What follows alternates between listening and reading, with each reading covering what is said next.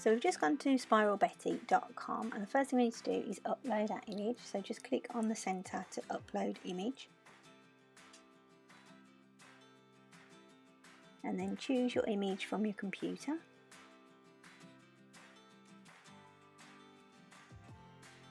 Now you can mess around with all the different settings on here.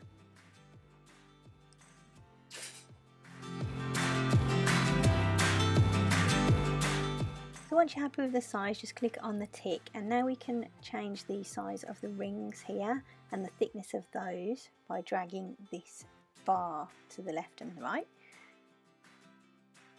The thicker that your rings are, the easier your machine will find it to cut. So if you go all the way to the right on the sliding bar, you're going to end up with some really thin lines to cut, and the machine might not cope very well with that. You can change your scale as well, so again you can zoom in and out depending on how you want your picture to look. I'm going to just change the rings to make them a little bit thicker to help the machine. Then you've got your lightness setting, which is basically how light or dark your picture is. I'm going to go for around 50% on this one. And then you've got your contrast setting. These settings are all personal preference to you really, so just mess around with them. You might need to also do a couple of cuts and see how they come out depending on your machine. All machines tend to cut differently, don't they? So you can change the colour, but for ease of cleaning it up when you get into Design Space, I'm just going to change it to black and white, and then click on the download key, and again click on download. This is a free to use program, however if you want to use it for commercial purposes then you will need a license, and the information is all on there for that. So now let's go over to Design Space. I'm going to upload the image, so click on upload. There's one I did earlier, so upload and browse.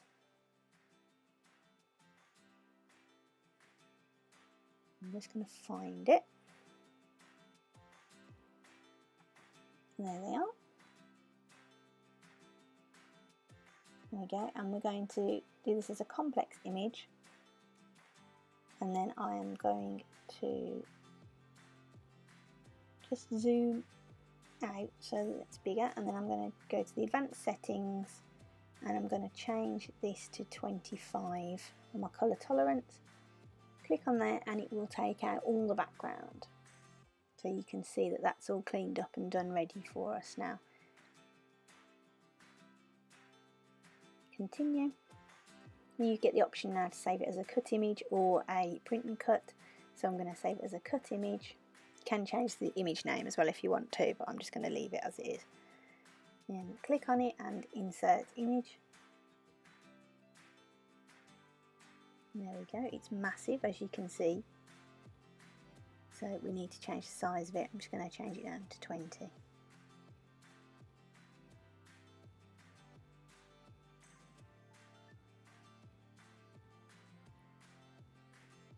Go. I'm just going to mess around with my sizing, and then I'll prepare my mat and get it cutting in the machine.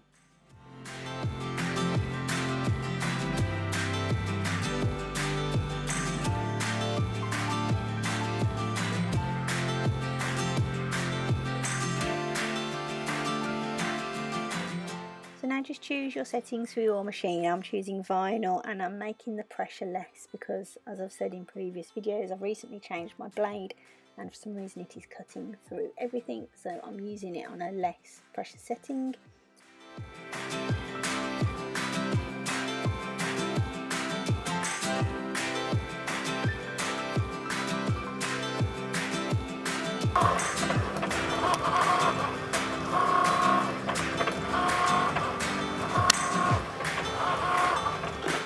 Now we need to figure out where we're going to weave this from to start with, so I'm going to just take off the excess vinyl from this side. Just cut that away.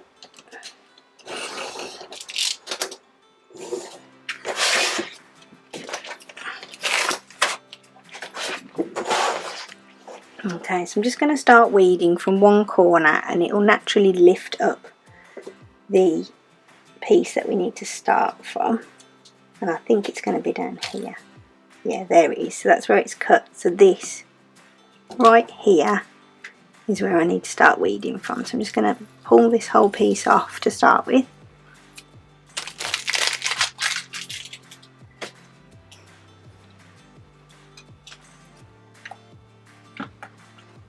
And then down here is where we're going to start. So just lift this, that's the piece there. Just need to get a good hold of it. It's quite fiddly because it's really thin. There we go.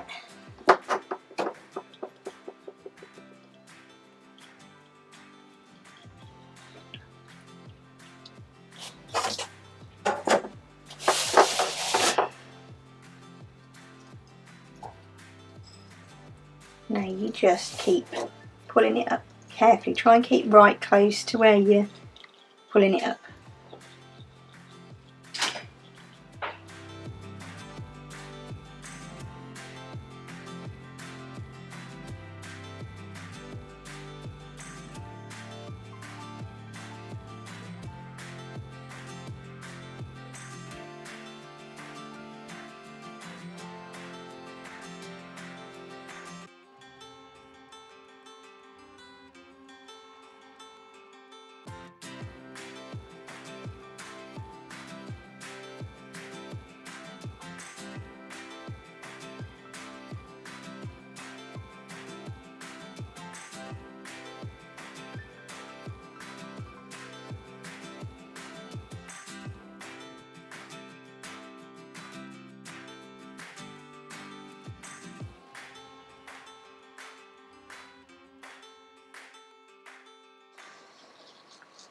If you accidentally pull the wrong piece up for weeding, you'll end up with almost a reversed image, but you won't be able to see anywhere near what it's supposed to be. So why it's important to make sure that you pick up the right piece.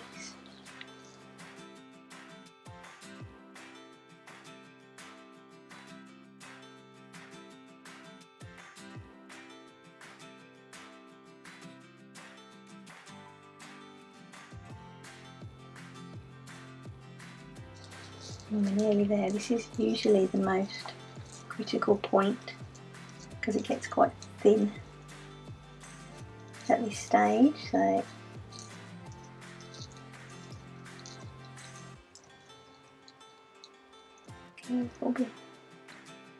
carefully pulling up the last little bit. There you go. She's upside down.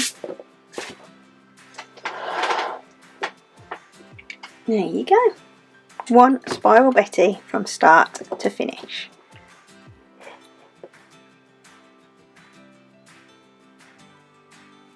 So now that you've got it all weeded and it's done, you just need to flip your mat over and take this off. You can apply a transfer tape or transfer paper to it and apply it to something. I think I'm going to put mine onto some folders because I'm not really sure what else to do with them.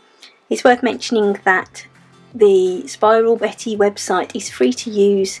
However, if you plan on selling your designs, you will need a license to resell, and I think it's £25 for the year, or they charge £3 per image. It might actually be dollars, $25, but either way. And the other thing is, as I said, it is free to use, but they do ask for donations on there as well, so you can donate for a coffee or just to say hi. So I hope you found this video useful. If you have, drop me a like and a comment down below, and I'd love to see you back again, so please subscribe. Have a good weekend, take care, bye!